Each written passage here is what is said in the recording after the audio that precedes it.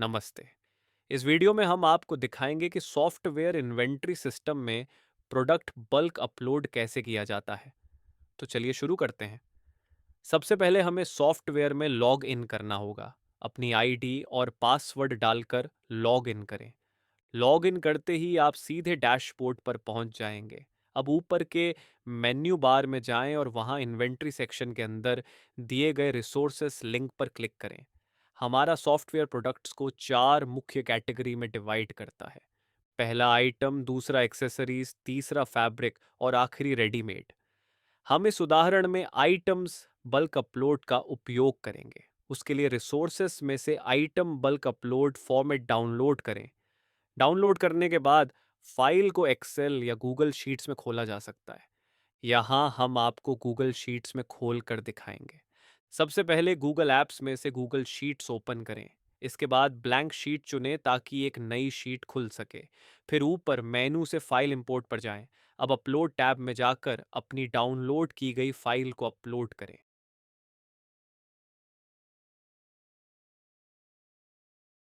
Import location में insert new sheet S विकल्प चुनें और फिर इंपोर्ट डाटा बटन पर क्लिक करें। इस तरह आपकी फाइल गूगल शीट्स में सफलतापूर्वक इंपोर्ट हो जाएगी। हमारे सॉफ्टवेयर में बल्क अपलोड करने के लिए 3 मुख्य नियम हैं। रूल एक स्टार लगे हुए सभी फील्ड को भरना अनिवार्य है। रूल 2, हेडर के स्पेलिंग में किसी भी प्रकार का बदलाव नहीं करें। आप हेडर्स की पोजीशन बदल सकते हैं, लेकिन उनके स्पेलिंग में कोई भी बदलाव नहीं किया जाना चाहिए। रूल 3, जिन फील्ड्स के आगे राउंड ब्रैकेट लगे होते हैं उन्हें मास्टर से भरा जाना होता है। उदाहरण के लिए यूनिट को यूनिट मास्टर से भरना होगा। ध्यान रखें कि मास्टर से लिया गया नाम बिल्कुल वैसा ही लिखा होना चाहिए। जैसे अगर मास्टर में पीसीज है तो आपको पीसीज ही लिखना है। कैपिटल लेटर में पीसीज या किसी और फॉर्मेट में लिखा गया टेक्स्ट मान्य नहीं होगा। अब हम गूगल शीट में फिल करना शुरू करेंगे।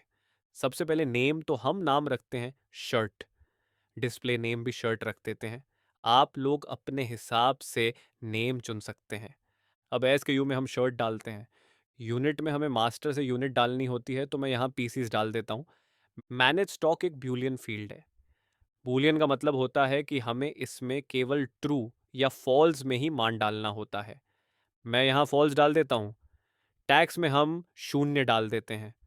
इंक्लूसिव टैक्स भी एक बूलियन फील्ड है, तो इसमें भी हमें ट्रू या फॉल्स में से एक डालना होता है। मैं इसमें ट्रू डाल देता हूँ।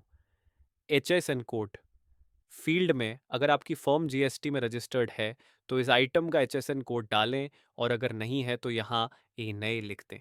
जिसका मतलब है नॉट एप्लीकेबल, तो मैं यहाँ एन ए लिख रहा हूँ। कॉस्ट प्राइस यानी इस आइटम को बनाने में लगने वाली सामग्री की लागत। टेलरिंग आइटम्स में सामान्यतः 2 तरह की लागत होती है। मटेरियल कॉस्ट जैसे बटन, धागा वगैरह, और जॉब कॉस्ट जो कारीगर लेते हैं। यहाँ पर हमें सिर्फ मटेरियल कॉस्ट डालनी है। जैसे हम 100 लिख देते हैं और सेल प्राइस वह कीमत है जिस पर आप आइटम ग्राहक को बेचते हैं। हम सेल प्राइस 500 लिख देते हैं।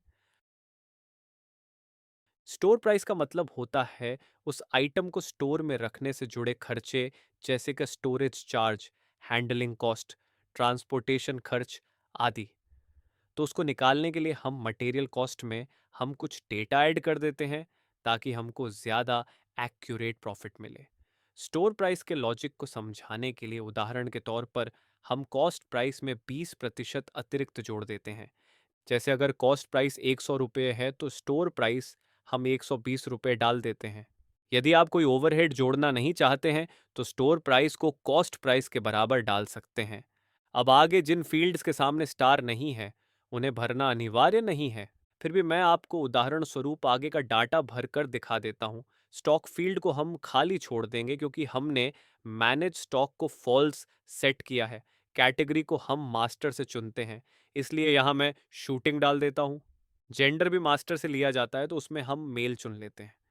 मेजरमेंट फील्ड यह निर्धारित करता है कि इस आइटम के लिए कौन कौन से नाम ज़रूरी हैं। मेजरमेंट को भी मास्टर से ही लिया जाता है, तो यहाँ मैं लेंथ, कॉलर, वेस्ट और स्लीव चुन लेता हूँ।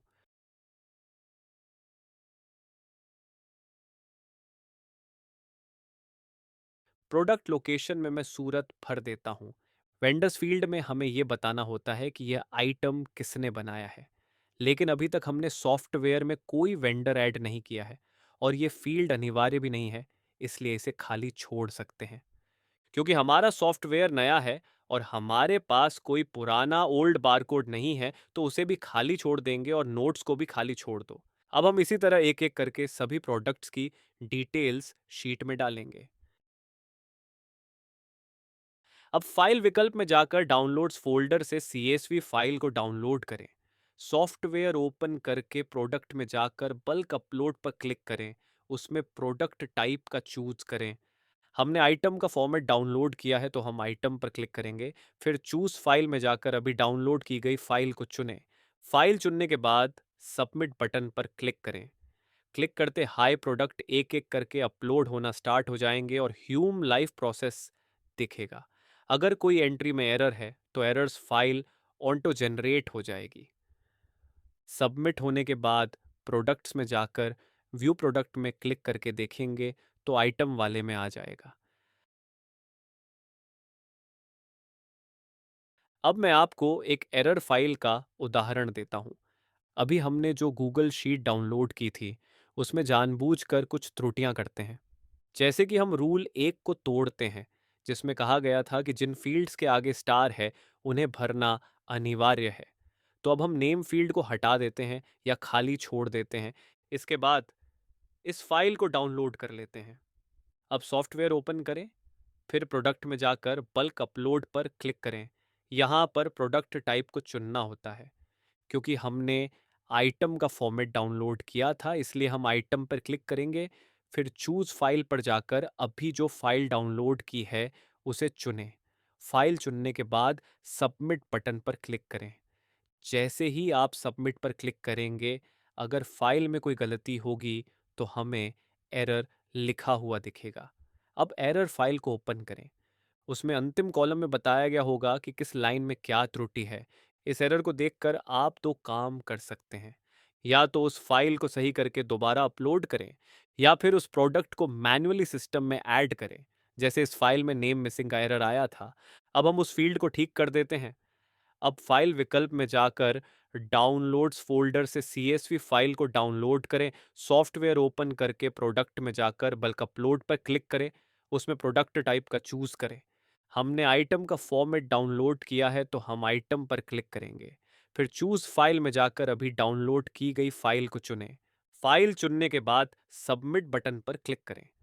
क्लिक करते हाई प्रोडक्ट एक एक करके अपलोड होना स्टार्ट हो जाएंगे और ह्यूम लाइफ प्रोसेस दिखेगा।